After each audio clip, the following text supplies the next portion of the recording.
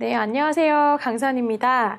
자, 9강은 안내문에 관한 개념 설명인데요. 그 전에 8강, 7강에서처럼 내용 일치, 불일치, 도표와 같이 비슷한 유형이라고 보시면 되거든요. 자, 포인트 간략하게 설명드리고 바로 문제 적용에 들어가도록 하겠습니다. 자, 안내문 같은 경우에는 보통 이 글이 일치하느냐, 불일치하느냐 그거 묻는 거잖아요. 자, 안내문에 일단 대략적으로 어떤 형태가 어떻게 되느냐 하면 안내문은 처음에는 도입부, 그러니까 안내문의 어떤 종류라는 거, 뭐 목적이 어떤지, 취지가 어떤지 그런 내용이 나오고요. 중반부에서는 이제 세부사항이 나오는 거죠. 자, 이러이러한 안내하는 것이 시간이 어딘지, 장소가 어딘지, 뭐 마감 시한이 어딘지, 뭐 주의사항이 뭔지 이런 세부사항은 중반부쯤에 있다 보시면 되고요.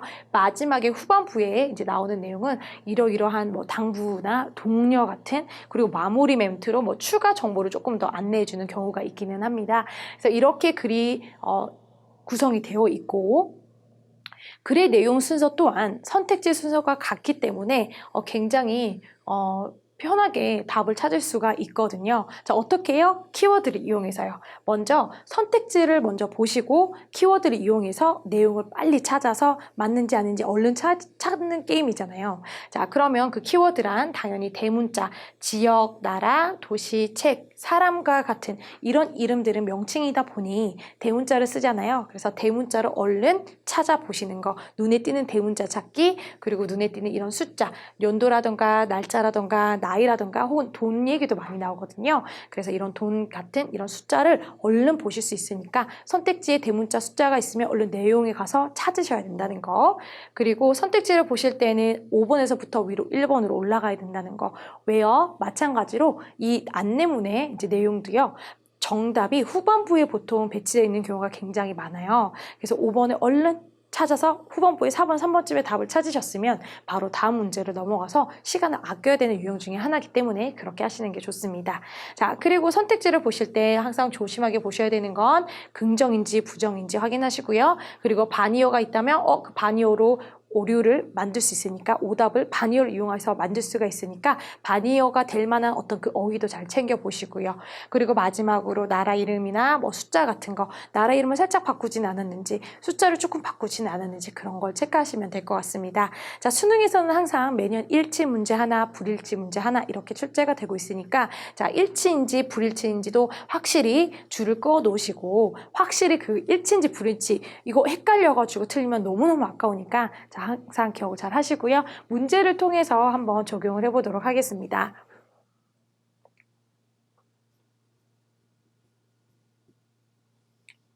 자, 2019년 3월 모의고사였는데요. 자, 이 글은 이런 트레인이라는 어떤 기차에 관한 안내문이었어요. 자, 그럼 우리가 이게 뭐에 관한 내용인지 사실 그게 중요한 게 아니라 선지에 얼른 가서 얼른 정답을 빨리 찾는 거 그게 중요한 거잖아요. 자, 5번 같은 경우에 반려견의 동승은 허용하지 않습니다. 반려견? 강아지죠? dogs를 찾으러 가는 거죠.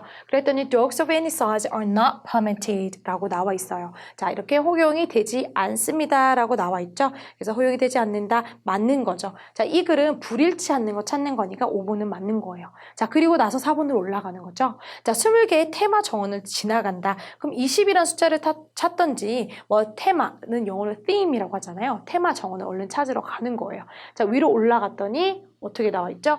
여기 theme gardens라는 테마 정원이라는 얘기가 나오고 20이라는 말도 나오고는 있어요. 근데 잘 읽어보니까 20개의 테마 정원을 지나간다는 말과 조금 다른 말이 나와 있죠. 20분이나 지속되는 이 경험인데요. 그곳에서 당신은 10개의 다른 테마 공원을 지나가게 되는 그런 경험을 하게 될 것이랍니다. 자, 그럼 여기서 20개의 테마가 아니라 몇 개가 되는 거예요? 10개가 되는 거죠. 그래서 여기는 되게 교묘하게 20이라는 숫자를 그쵸? 10이 되었어야 되는데 20분이랑 조금 혼당해서 만든 그런 문제 유형이 되겠네요. 그래서 정답은 4번이고 나머지는 다 맞는 얘기니까 넘어가도록 할게요. 자, 다음 지문 보시면서 또 한번 확인해 보도록 하겠습니다. 자, 요번 지문은 2019년도 3월 모의고사였고요. 자, 마찬가지로 이런 인형에 관한 어떤 안내문이었나 봐요. 자, 어떻게 하면 인형을 작동하는지 그 방법이라던가 뭐 그런 거에 대해서 중요한 뭐 설명 같은 거 여기 후반부에 이렇게 나와 있는 거 확인되시고요. 자, 5번부터 1번 이렇게 착착착 올라가기로 했었죠. 자, 5번부터 보시니까 금속 용기 안에 인형을 숨겨서는 안 된다라는 말이 나오고 있어요. 자, 지금 우리가 찾는 내용은 지금 내용 일치 문제니까 이게 맞는지 아닌지 확인하셔야 되는 거 중요하게 보셔야 되고요. 자, 5번 봤더니 자, 금속 용기 안에 인형을 숨겨서는 안 된다. 가장 마지막 문장 한번 보실까요? 자, 금속 용기가 메탈릭 컨테이너 괜찮죠? 자, do not hide Sally이라는 이 세일리가 아까 인형 이름이 세일리였거든요. 자, 이렇게 숨겨서는 안 된대요. 자, 이런 메탈 컨테이너, 금속 용기 안에 인형을 숨겨서는 안 됩니다. 라고 정확하게 나와 있네요. 그러니까 5번이 정답인 거죠. 그쵸? 쉽죠? 그렇게 어렵지 않거든요. 찬찬히 내용이 일치하는 것인지 불일치하는 것인지 긍정인지 부정인지 반이어 확인하시고 자, 이렇게 한번 풀어보실게요. 2019년 4월 모의고사이고요. 자, 빛의 클린업 데이에 관한 안내문이라고 합니다. 자, 마찬가지로 우리 5번부터 4번으로 쭉쭉 올라가실 건데 5번에는 비가 오는 경우에는 취소가 됩니다. 잠깐요. 우리 내용 일치였어요? 불일치였어요? 그거 먼저 확인하실게요. 다시 한번. 일치하는 거구나. 자, 그럼 일치하는 거 찾으러 가봅시다. 자, 5번에 갔더니 비가 오는 경우에는 취소가 된다. 자, 마지막쯤에 있겠죠? 마지막 말이니까. 자, 비가 오는 경우 rain 같은 거 찾으러 갔더니 마지막 문장 여기 나와 있어요. 자, 이 빛이 cleanup day라는 것은 비가 오나 해가 밝으나 그쵸? 다 한다라고 얘기하고 있어요. 그래서 rain or shine event라는 말은 비가 오든 안 오든 무관하게 진행을 하겠습니다라는 표현이거든요. 그래서 비가 오는 경우에는 취소가 되는 것이 아니라 계속해서 진행이 된다라는 거예요. 자, 그리고 4번은요. 기부할 옷을 가져올 수 있다. 자, 그럼 옷 기부라는 걸 찾으러 갔더니 여기 donate, cloth라는 단어가 보이고 있죠. 여기를 잘 읽어주셔야 되죠. 자, participants are encouraged to bring clothes to be donated to 하와이 쉘터에 가져올 수 있습니다 라고 나와 있네요. 그쵸? 이렇게 권장이 되어집니다 라는 거예요. 그러니까 정확하게 기부할 옷을 가져올 수 있구나 확인되시네요. 자, 다른 문제 보면서 확인해 보시도록 하겠습니다. 자, 이번에는 2020학년도 6월 모의고사였고 엑스포에 관한 안내문이었습니다. 마찬가지로 안내문의 어떤 목적이라든지 대략적인 설명과 함께 중반부에 구체적인 설명 그리고 마지막에 어떻게 해요? 더 많은 정보가 있으면 여기 연락주세요 라고 마무리가 되어 있는 거 확인되시고요. 자, 5번부터 가기로 했으니까 5번에 한번 보시니까 댄스 피트니스 경영은 전문가들이 참가할 수 있다라고 있는데 우리 불일치하는 문제였거든요. 다시 한번 확인해 볼까요? 자, 이 글이 일치하는 건지 불일치하는 건지 찾는 거였는데 일치하지 않는 거였죠. 자, 마지막 문장에 보러 갔더니 여기 5번에 댄스 피트니스 경연은 전문가들이 참가할 수 있다라고 나와 있어요. 자, 마지막에 댄스 피트니스 컨테스트라는 표현이 그대로 이렇게 나와 있죠. 자, 이것은요, where only, 그곳에는요, 오직 아마추어만 참가할 수 있습니다 라고 나와 있네요. 근데 전문가들이 참가할 수 있다라고 했으니까 아마추어의 좀 반대말은 expert, 전문가가 되겠죠. 그래서 이렇게 단어를 어떻게 보면 반이어로 바꿨다라고 보실 수도 있겠네요. 자, 다른 문제를 통해서 조금 더 확인을 더 하고 마무리하도록 하겠습니다. 자, 이번에는 Portable Photo Printer라는 어떤 프린터에 관한 안내문이고요. 자, 이 글의 안내문에 내용이 일치하지 않는 거니까 불일치하는 거 찾으러 가는 거예요.